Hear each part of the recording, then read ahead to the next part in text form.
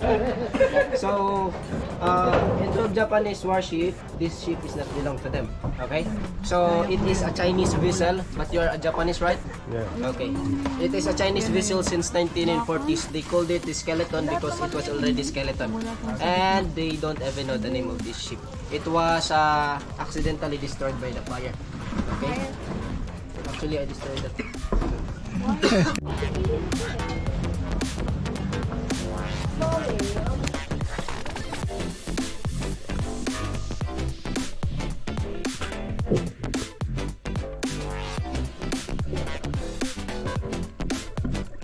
Hello বন্ধুরা, আমি রুবেল আপনাদের স্বাগত জানাচ্ছি এক্সপার্ট ট্রাভেলার চ্যানেলের পক্ষ থেকে। আজকে করন আইল্যান্ডের বাকি স্পটগুলো ঘুরে দেখব। প্রথমে যে স্পটটিতে আমরা যাচ্ছি সেটি হচ্ছে মালাওয়ে কোরাল গার্ডেন।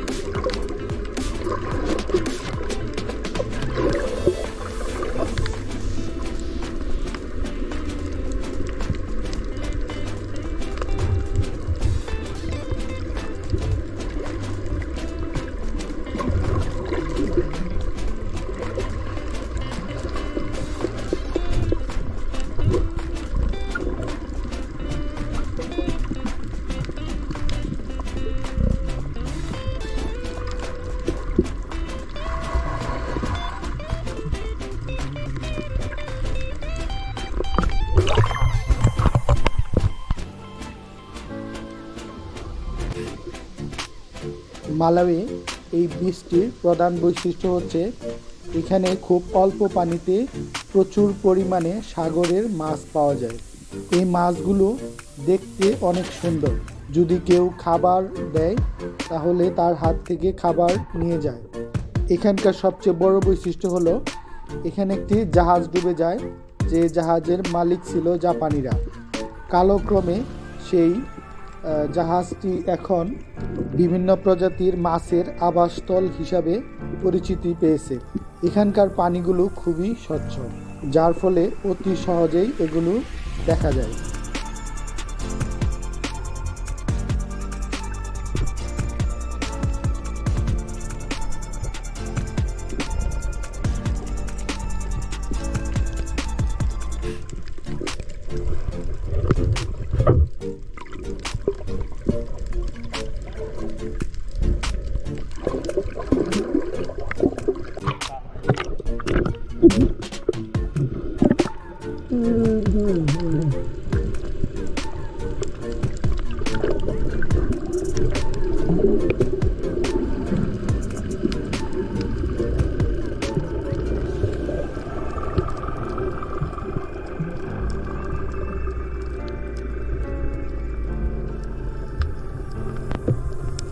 আমাদের লঞ্চের যে গাইড, সেই গাইড ডুব দিয়ে এই জাহাজের অনেক গভীরে চলে গেছিল, যা সত্যি অসাধারণ লাগতেছিল।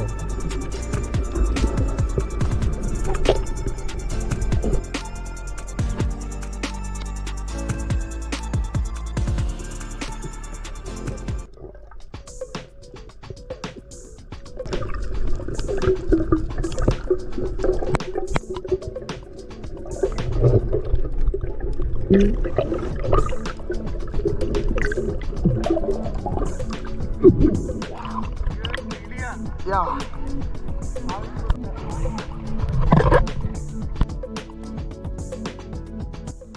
এত স্বচ্ছ পানির নিচে সাগরের মাছ আদার পরিবেশ দেখে সত্যি মনটা মুগ্ধ হয়ে গিয়েছিল।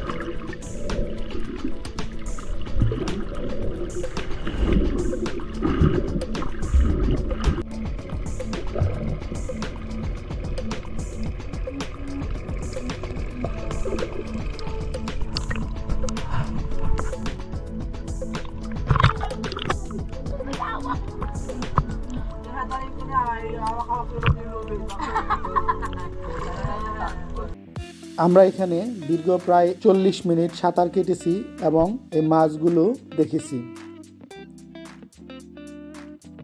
আমরা পরবর্তী গন্তব্যের দিকে এগিয়ে যাচ্ছি।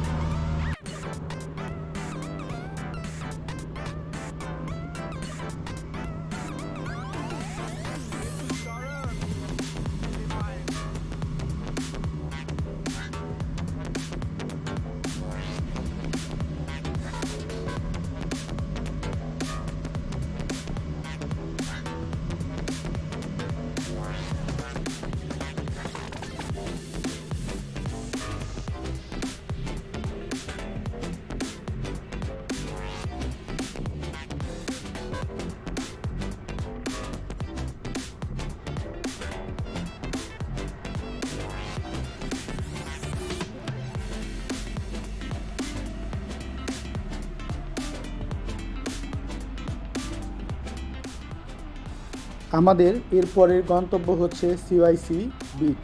এই বিচটি একটি ছোট বিচ। আমাদের দেশে বা বাংলাদেশে ম্যানগ্রোভ বনের মতো দেখতে এই বিচটি। বালির সাথে ঝাউবন সদৃশ ঘাস এবং বিচটি অনেক সুন্দর ছিল। এখানে অনেক লোক বিভিন্নভাবে বালি দিয়ে খেলা করতেছিল।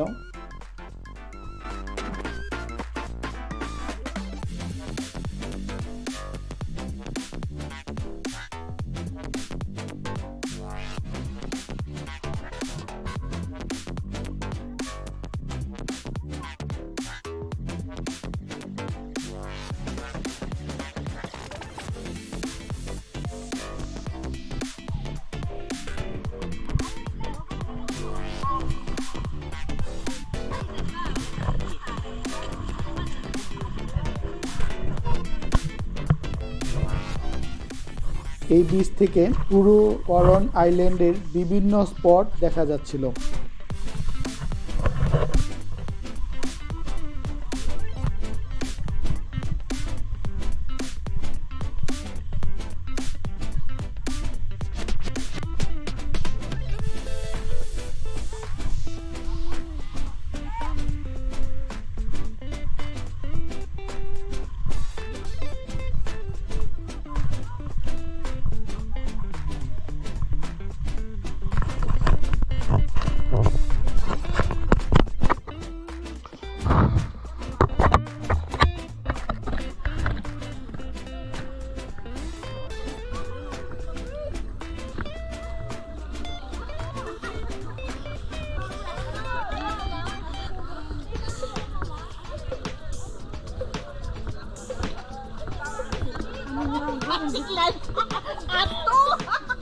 When you go on vacation.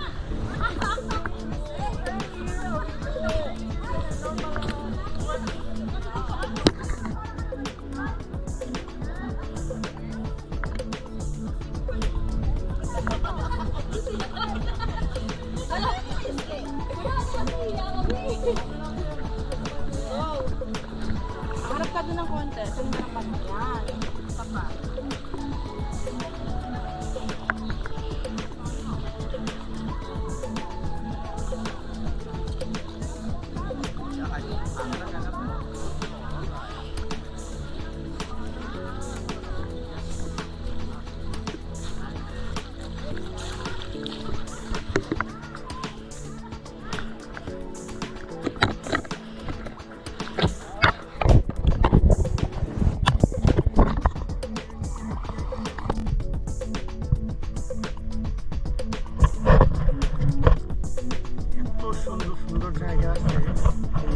করন আইল্যান্ডে সেটা কল্পনাই করা যাবে না।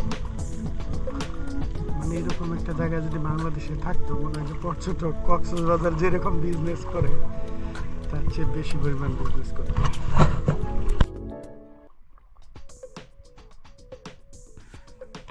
আমরা এই বীজটি দেখতে প্রায় 30 থেকে 35 মিনিট সময় নিয়েছিলাম।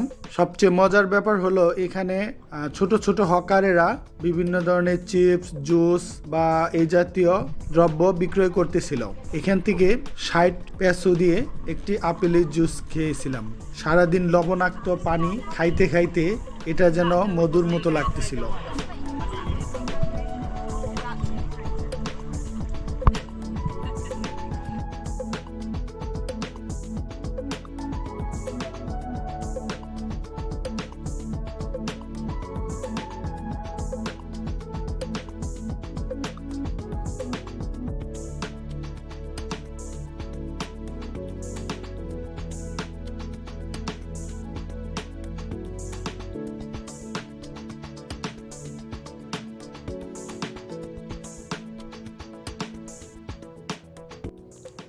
রৌদ্রোজ্জ্বল আবহাওয়া থাকার কারণে আমাদের এই সফরটা অনেক সুন্দর হয়েছে। আমরা পানির নিচে দৃশ্যগুলো খুব সুন্দরভাবে দেখতে পারছিলাম।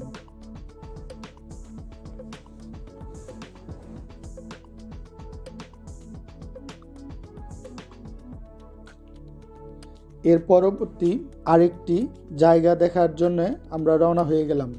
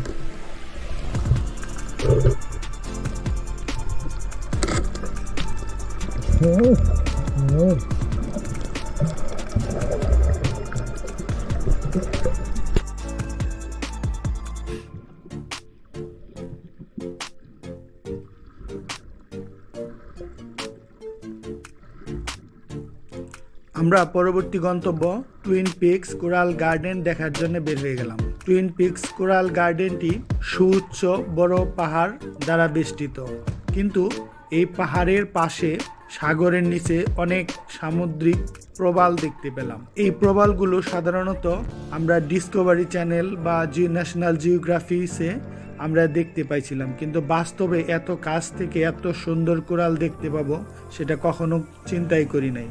সত্যি অসাধারণ একটি দৃশ্য।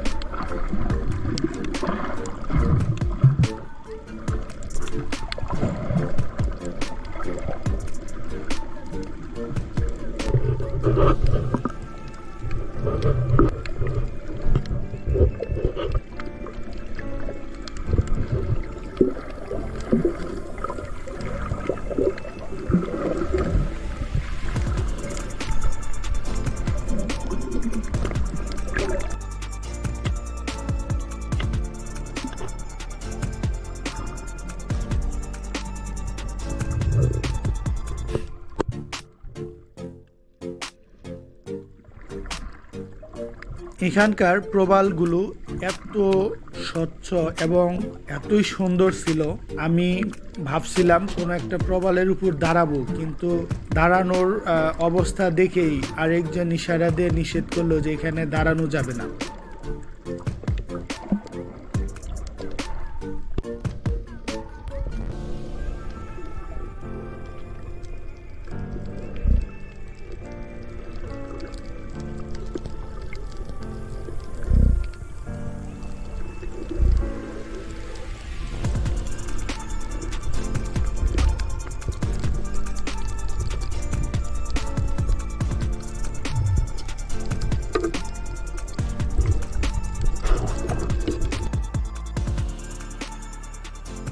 আমরা সারাদিন পুরো আইল্যান্ডের বিভিন্ন দর্শনীয় স্থানসমূহ দেখেছিলাম।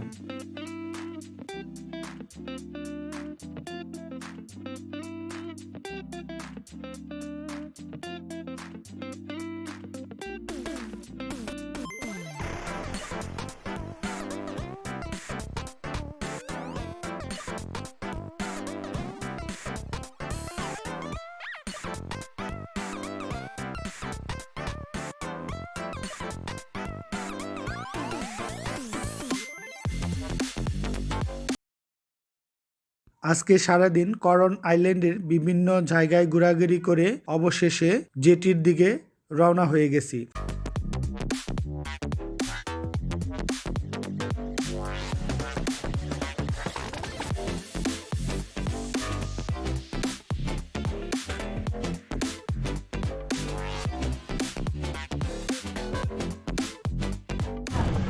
করন আইল্যান্ডের সবচেয়ে উঁচু জায়গা হচ্ছে মাউন্টেন টপাস এরিয়াটা। এটা নাকি জিরো লেভেল থেকে 761টা সিঁড়ি উপরে উঠতে হয়। তো যেহেতু এর আগে 3000 সিঁড়ি উপরে ওঠার একটা অভিজ্ঞতা আছে, সেই সূত্রে আজকে আবার ট্রাই করতে চাচ্ছি যে কত স্টেয়ার উপরে উঠতে পারি। আল্লাহ ভরসা।